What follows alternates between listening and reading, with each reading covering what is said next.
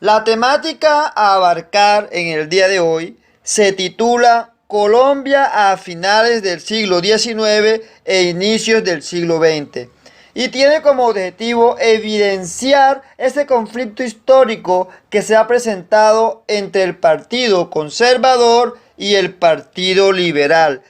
De igual forma, se observará la explicación de la Guerra de los Mil Días. Primero que todo, se hace de vital importancia comprender en qué consiste una guerra civil, debido a que es común escuchar que la Guerra de los Mil Días es una guerra civil, pero muchas veces no sabemos a qué hace referencia. Por tal motivo, es un enfrentamiento bélico donde los participantes están generalmente formados por dos o más ejes políticos contrarios generados en el mismo estado. ¿Qué quiere decir esto? Esto quiere decir que una guerra civil es un enfrentamiento entre dos bandos totalmente diferentes con una ideología diferente en un mismo país. Por ejemplo, las batallas que se presentan con la FARC y el ejército colombiano son una guerra civil, ¿ok? Porque acontece a una lucha armada de dos bandos opuestos en un mismo territorio, mas no participan ejércitos extranjeros. Otros ejemplos muy claros que se han presentado en la historia han sido los enfrentamientos entre centralistas y federalistas en el proceso de independencia de la Nueva Granada. ¿Ok? Y por otro lado, obviamente los liberales versus conservadores en esa guerra bipartidista y sangrienta que se desarrolló durante todo el siglo XIX.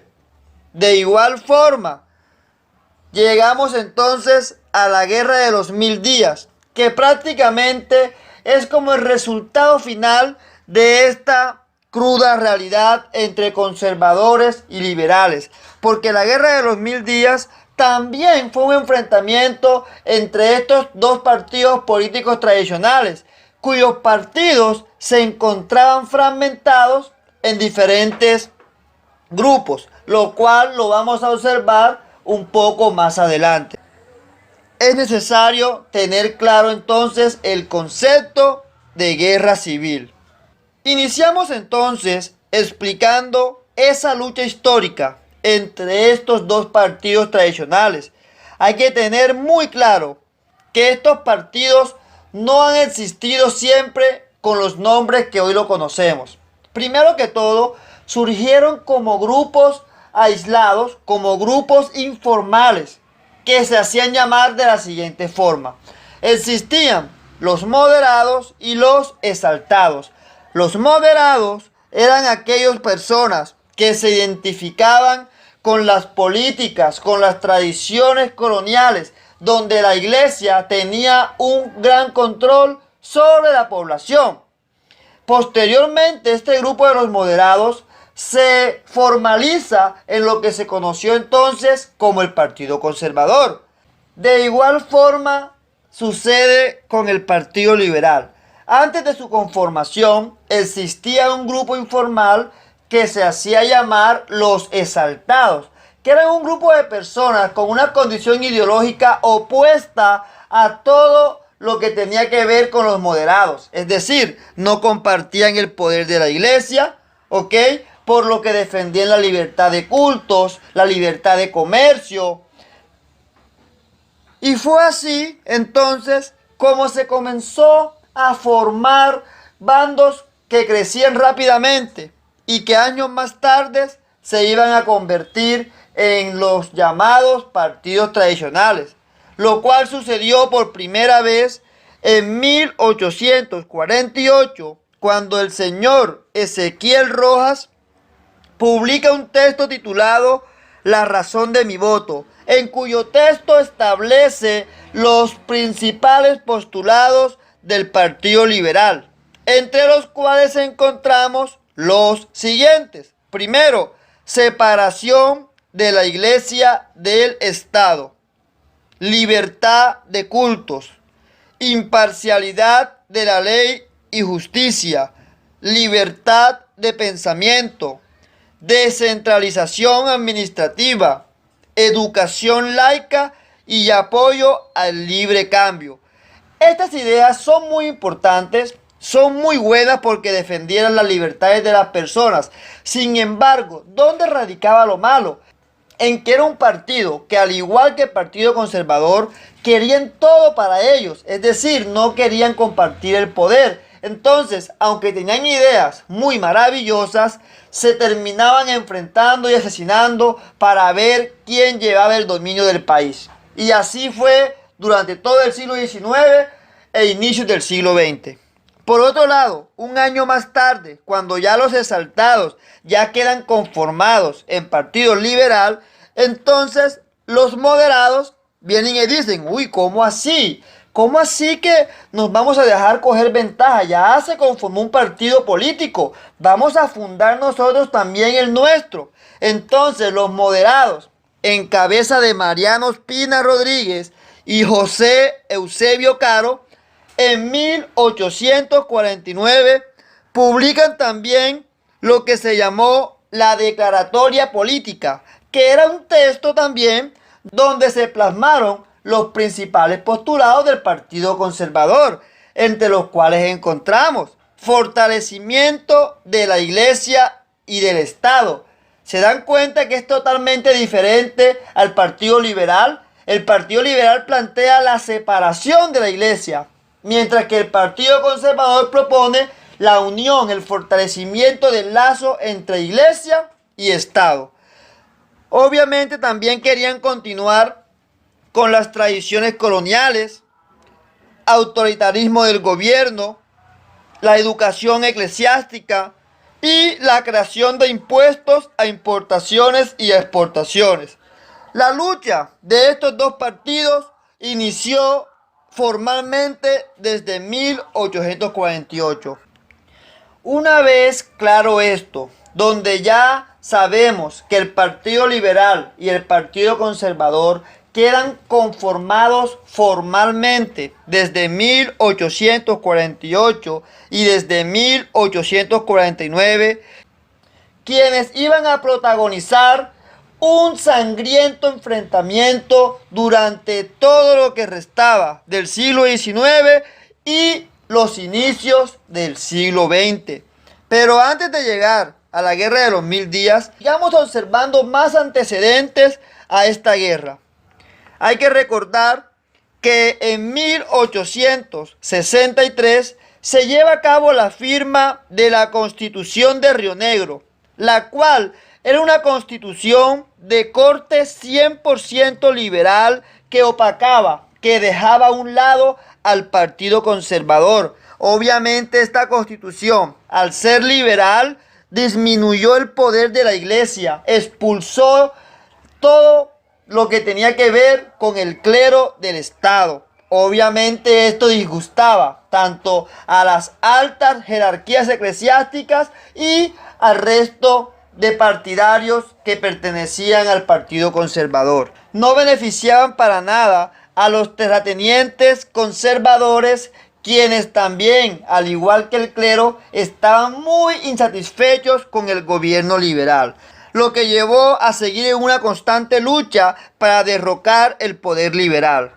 Hay que tener muy claro que esta Constitución de Río Negro es netamente federal e incluso el territorio de Colombia en su momento se llamó Estados Unidos de Colombia, donde el poder se distribuía a los diferentes estados y de esta forma no se tenía un control en un solo lugar, cosa que no compartían los conservadores, quienes eran centralistas y partidarios de un poder que ejerciera sobre todo el país.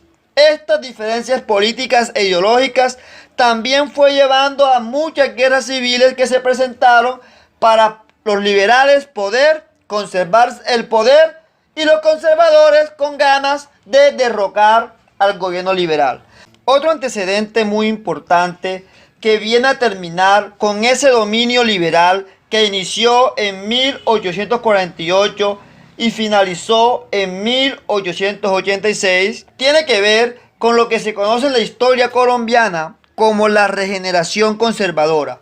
Esa regeneración que trae consigo una nueva constitución, una constitución que se plasmó en 1886 y que le da el nombre a lo que hoy conocemos como República de Colombia, que era de corte centralista y que viene con el único objetivo de dejar por fuera del papel político a los liberales, derogando todo lo que estos habían hecho con la Constitución de 1863. Esta regeneración conservadora era netamente 100% conservador y alejaba al Partido Liberal del plano político. Inmediatamente también aumentaron el poder de la Iglesia, es decir, lo que el Partido Liberal había disminuido, este partido lo vuelve a regresar y coloca a la Iglesia como la encargada de mantener un orden social. Y obviamente no beneficiaban en nada a los miembros del Partido Liberal. Podemos observar entonces que estos dos partidos tradicionales llegaban al poder y lo que hacían era reformar todo lo que había dejado el gobierno anterior. Así se pasaron todo el siglo XIX y prácticamente fueron muchas las muertes, fueron muchos los enfrentamientos que se pasaron por desgracia y por la ambición de estos partidos tradicionales. Pero vamos a comprender mejor a qué hace referencia esa regeneración conservadora, a eso que se le conoce en la historia también como un giro radical que se presentó en 1886. No es más que un nuevo periodo conocido como regeneración, donde se caracteriza por el control total del Partido Conservador en el ámbito político, en el ámbito económico, en el ámbito social y en el ámbito cultural. Pero ¿qué facilitó que se presentara la decaída de los liberales? Los liberales estaban fragmentados. Es decir, el Partido Liberal estaba dividido en dos, en lo que compartía lo que hacía el gobierno y un nuevo grupo que surgió que se hizo llamar los independientes. Es decir, pertenecían al Partido Liberal, pero se aislaron porque anhelaban llegar al poder por su parte y aplicar nuevas políticas que no se estaban llevando a cabo. ¿Qué sucede? En 1878, este grupo de los independientes firmó un pacto con los conservadores. Los conservadores que estaban encabezados o que estaban liderados por Miguel Antonio Caro. ¿Qué sucede? La unión de los independientes liberales con los conservadores llevó y dio origen a un nuevo partido, a una fracción llamada el Partido Nacional, que no era más que una combinación de conservadores y liberales que anhelaban llegar al poder para hacer los cambios a su gusto y de esta forma no depender ni del Partido Liberal Radical ni del Partido Conservador. Sin embargo, hay que tener muy claro que ese nuevo Partido Nacional tenía en mayor porcentaje la ideología conservadora, lo cual se ve reflejado en la nueva constitución que estos plasman, que fue la Constitución colombiana de 1886, donde se establece un centralismo político y donde se deroga todo lo que se había hecho en la Constitución de Río Negro de 1863.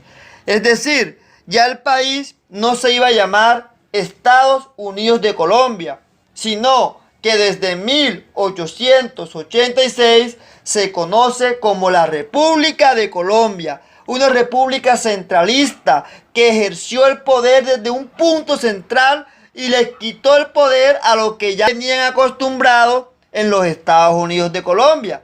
Entonces, cuando de un día para otro se limita el poder a muchos lugares que ya eran autónomos con los Estados Unidos, obviamente esto va a generar inconformidad.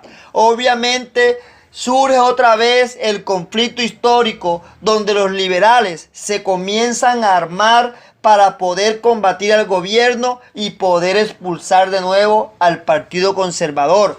Esta lucha para mantener el poder llevó entonces o fue llevando a lo que se conoce en la historia como la Guerra de los 1000 días, que no fue más que la lucha por quitar la Constitución de 1886 por parte de los liberales y la lucha de conservar la Constitución por parte de los conservadores. ¿Ok? Ese fue el eje histórico que llevó a la Guerra de los 1000 días. En la próxima clase vamos a observar entonces la Guerra de los 1000 días en sí, donde abarcaremos sus causas, su desarrollo y su finalización. Los espero.